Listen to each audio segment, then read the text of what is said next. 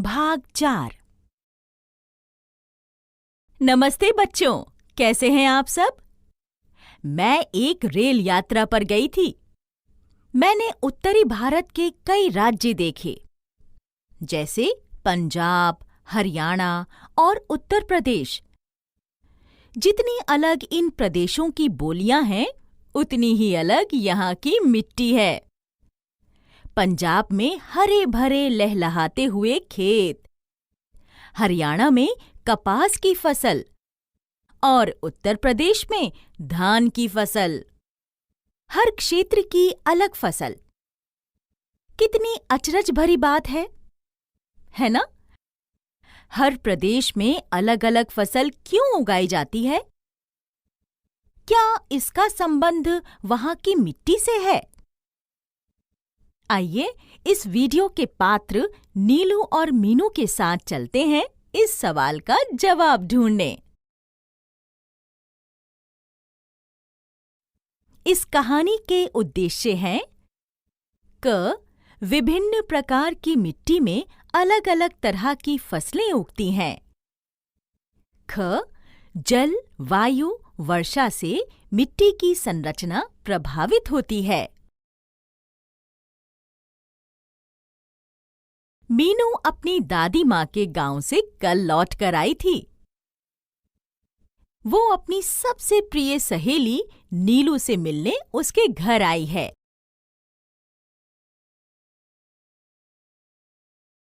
कैसी हो मीनू?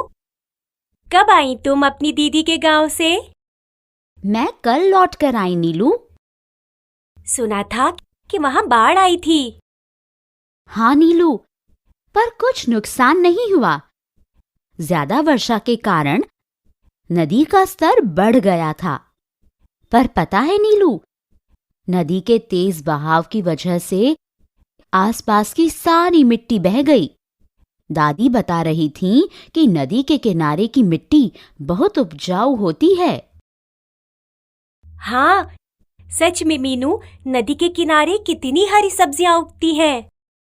नदी किनारे की मिट्टी कितनी गीली और चिपचिपी होती है, पर हमारे आसपास की मिट्टी रेतीली लगती है। पर इसकी वजह क्या है? मिट्टी पर बदलते मौसम का प्रभाव पड़ता है। जैसे कम वर्षा होने से मिट्टी सूख सी जाती है ना? दादी ने कहा था कि नदी के पानी के तेज बहाव के कारण मिट्टी पानी के साथ बहकर नदी के किनारे इकट्ठी हो जाती है। मीनू, मुझे एक विचार आया है। चल इस प्रश्न को लेकर एक प्रयोग करते हैं। कैसे प्रयोग नीलू? चल हम मिट्टी का एक छोटा पहाड़ बनाते हैं। फिर उस पर तेज धार से पानी डालेंगे। हमने पढ़ा था कि नदियां पहाड़ी क्षेत्र से मैदानी क्षेत्र की तरफ बहती हैं। मीनू और नीलू बाहर जाकर मिट्टी का एक छोटा पहाड़ सा बनाती हैं। चल मीनू, अब हम इस पहाड़ के ऊपर से ये पानी डालते हैं। देख नीलू, यह पानी ऊपर से सारी मिट्टी अपने साथ बहा ले जा रहा है। चल थोड़ी प्रतीक्षा करते हैं। देख मीनू, अब वो जो पानी के साथ मिट्टी बहकर आई थी, वो यहाँ नीचे पानी के पास जमा हो गई है।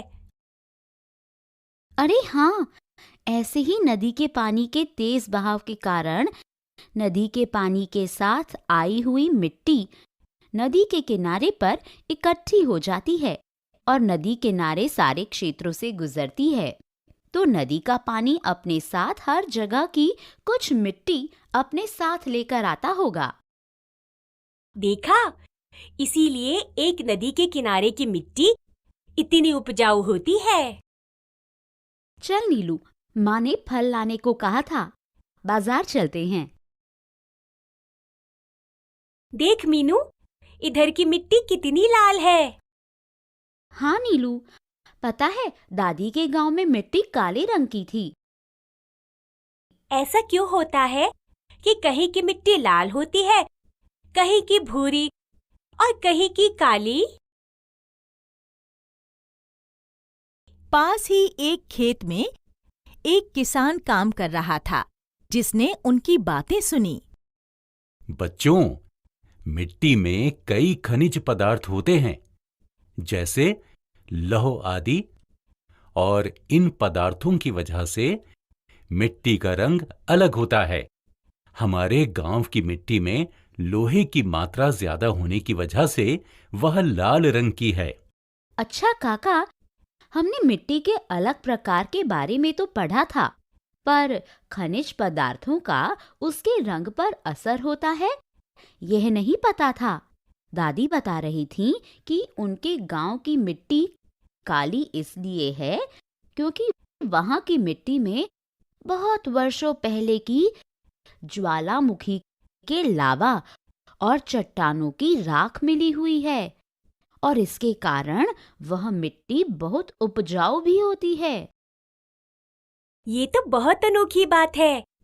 मुझे तो और जानने की इच्छा हो रही है मीनू। चल फल लेते हैं, फिर पुस्तकालय से किताब लेकर विस्तार से पढ़ते हैं। दोनों सहेलियां बाजार से फल खरीदती हैं और फिर पास के पुस्तकालय जाकर किताब ढूंढती हैं। यह देख नीलू, मिल गई।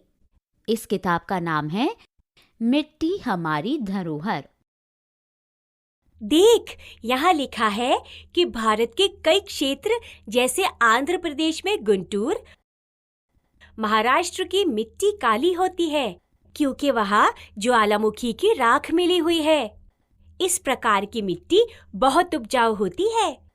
इस तरह की मिट्टी में अनानास, कपास और नींबू उगता है।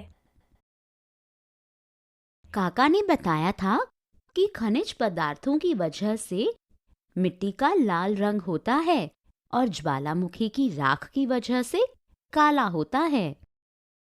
इसका मतलब है कि भिन्न भिन्न तरह की मिट्टी अलग अलग तरह की फसलों के लिए उपयुक्त है।